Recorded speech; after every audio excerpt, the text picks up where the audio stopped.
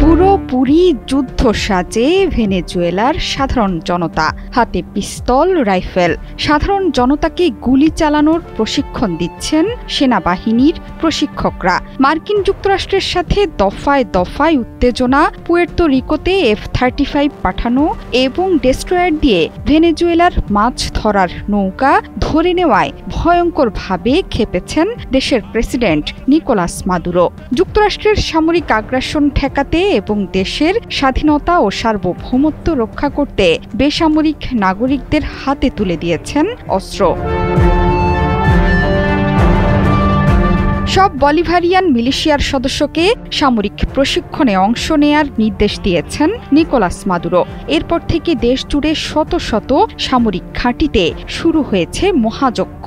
সরকারি ঘোষণা মতে অপারেশন ইন্ডিপেন্ডেন্স 200 শিরোনামে এই অভিযানের আওতায় দেশ জুড়ে 300-র বেশি সামরিক ঘাঁটিতে সাধারণ মানুষকে দেয়া হচ্ছে প্রশিক্ষণ কেন্দ্রগুলোতে স্থানীয়রা সেনাবাহিনীর ব্যারাকে হাজির হয়ে হাতে কলমে ট্যাঙ্ক, বিভিন্ন অস্ত্র পরিচালনা, যুদ্ধ কৌশল এবং সংঘবদ্ধ অভিযানের কৌশল শিখছেন। সামরিক প্রশিক্ষণকে গুরুত্বপূর্ণ এবং ভেনেজুয়েলার নাগরিক হিসেবে এই অভিজ্ঞতা প্রয়োজন বলেও মন্তব্য করছেন সাধারণ জনতা।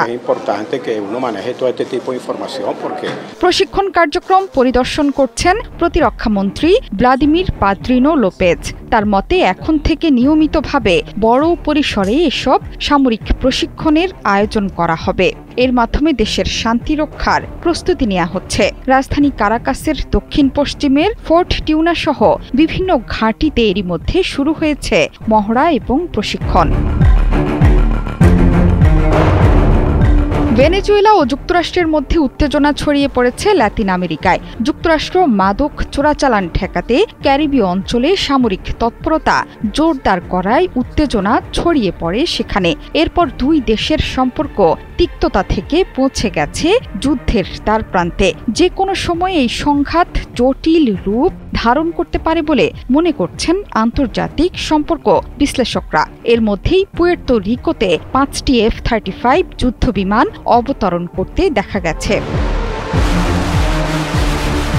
মাত্র কদিন আগেই মার্কিন প্রেসিডেন্ট ডোনাল্ড ট্রাম্প মাদক কারবারিদের মোকাবেলার ছুতোয় ক্যারিবীয় অঞ্চলে মার্কিন সামরিক শক্তি বৃদ্ধিতে 10টি F-35 মোতায়েনের নির্দেশ দিয়েছিলেন। বার্তা সংস্থা রয়টার্সের এক আলোকচিত্রী শনিবার পুয়ের্তো রিকোর সেই বাতে পুরনো রুজভেল্ট রোড সামরিক ঘাঁটিতে F-35 বিমানগুলোকে অবতরণ করতে দেখেছেন। শুধু তাই নয়, সাম্প্রতিক সময়ে ওই মার্কিন ঘাঁটিতে মার্কিন হেলিকপ্টার, অসপ্রে এয়ারক্রাফট সহ মার্কিন অন্যান্য পরিবহন বিমান এবং সামরিক কর্মকর্তাদেরও দেখা গেছে। জোহরা চৌধুরী সেতু, ৭১।